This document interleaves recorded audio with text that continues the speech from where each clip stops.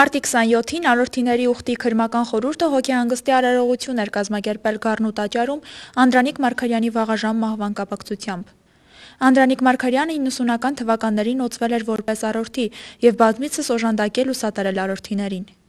Հայարիները համոզված են, որ աշխարհում ոչինչ անհետ չի կորչում եւ մարդու հոգին էլ անմահ է ու անպայման վերածնվելու է իր հաջորդ սերունդների մեջ։ Այսօր մենք որոշեցինք արորթիներով նաև տեղեկացնելով Հանրապետական կուսակցության ղեկավարությանը, որ տեղի է ունենալու արիական հոգեհանգիստ արարողություն, բացի այն, որ կկատարվի նաև այլ ծիսակարգով,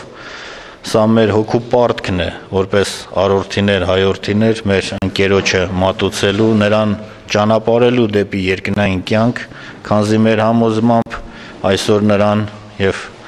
այսուհետ նրան մոտ 40 օր հետո նրա հոգին կողքեղենա։ Ինչպես նշեց Միաբանության նախագահը, արիականությունը կրոն չէ եւ մեզանից յուրաքանչյուրն էլ արորթի է, սակայն իր ուրույն գաղափարախոսությամբ։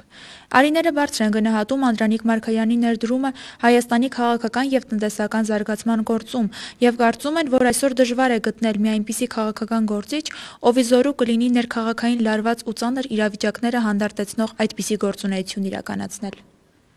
Անդրանիկ Մարգարյանի մասին ուղղակի կարող եմ ասել պարզ խոսքով, որ ապրեց որպես հայ, ազգային հայ, մանկուց պատանեկան տարիներից նվիրվեց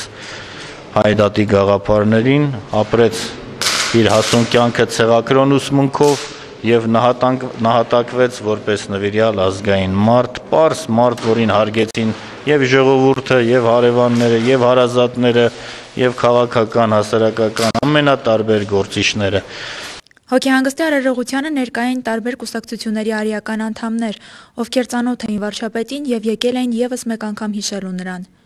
Արարողության վերջում գինի օրհնվեց եւ ներկաներն իրենց ցավակցության խոսքն ասացին։ Սաթանիկ Բալաբեկյան, Գևորգ Բալբաբյան, լուրեր։